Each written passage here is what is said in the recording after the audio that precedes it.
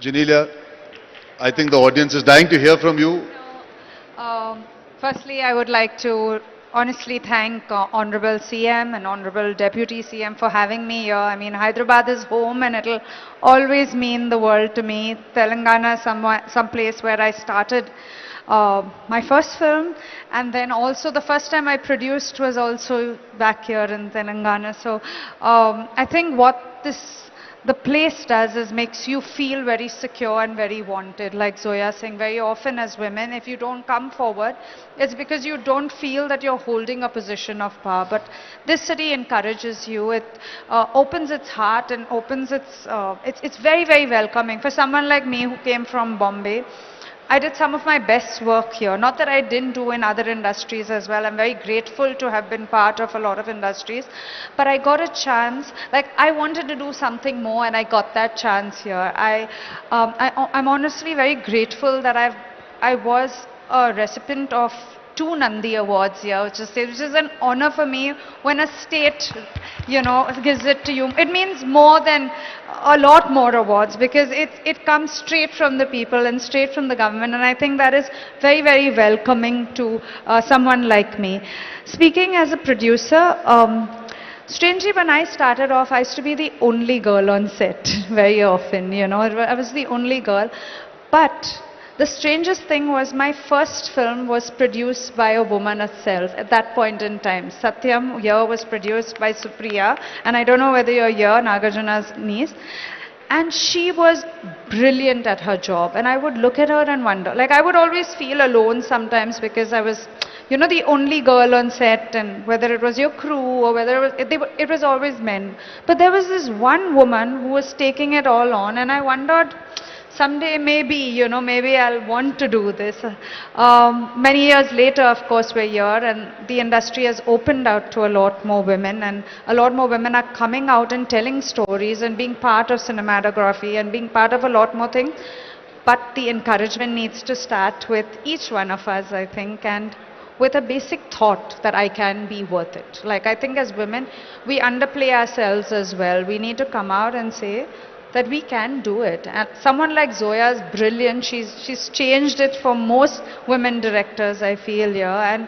And I think that's what's important. While you have an example, you also have a belief, and that's how we grow this industry. And I think the men in our industry are very lovely. They're always there to support. It's sometimes a little bit of saying that I want to do it, and another person saying, yeah, please come. That's about it.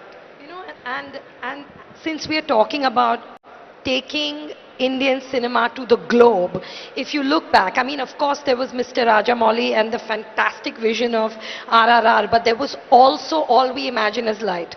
And that was like a beautiful, quiet, soft film, Payal Kapadia, that has taken the world by storm. And it's about 2 Malayali nurses, made in Malayalam, by a Bombay girl set in Maharashtra, and it broke all barriers, and it was distributed in India by Rana, Sir's son. So that's another way to look at it. It's not just always the big vision, it's the quiet stories. Whether it was Meera Nair, whether it's Girls Will Be Girls, whether it's Santosh, these are all female filmmakers. And there is interest in what they have to say, Exactly. I think that's a great example that you've given that already shows that we can actually go across the so-called creative borders don't exist actually. So talk about creative borders. Bengali cinema has been so imperative and so important to shaping our culture. What is your take home today when you're sitting here and hearing everybody speak? What do you feel? I think Bengal has been the starting point of lot of art, lot of cultural curiosity. How do you see the government being able to enhance the prospects of you coming here perhaps and shooting regional films, Bengali films, or even using stories from here to take there and make? See, emotion is universal. The way I cry, a person in Sweden, he also cries like that. Or somebody in Bankura, a village in West Bengal, he also cries like that. We have to identify stories. That's the most important thing.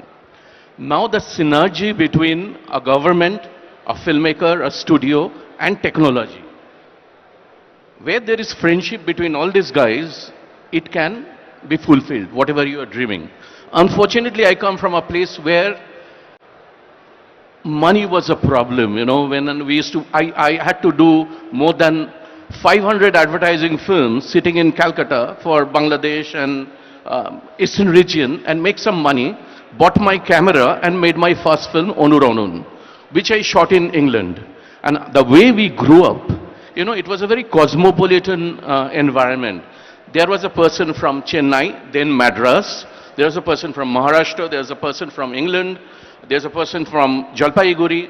So we used to get stories from the atmosphere, which was flying here and there. Now, the problem, when you make a film, you dream, but it dies before it starts taking shape. Where is the money? So when there is a corporation or when there is a state who can give us incentives, give us technology, because now a lot of things you can do. You can create a set and you can do a lot of things digitally. You identify a story or make a cross-culture film. Like you make a film like Frantic, a man and a woman who has come from Burdwan for honeymoon in Charminar, and the woman gets lost. And then what? So we can dream about that when there is a support by the state. We come here, we shoot a very rooted story, a story which has double root, which is story has a root from Kolkata or from Bengal. I live in Bombay also. I've started making small Hindi films. A Maharashtrian man.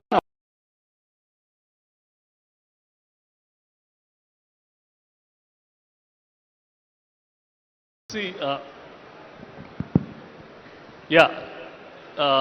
when the state of Andhra Pradesh was born, the industry was completely in Tamil Nadu, which is present Tamil Nadu, and we were all making films there.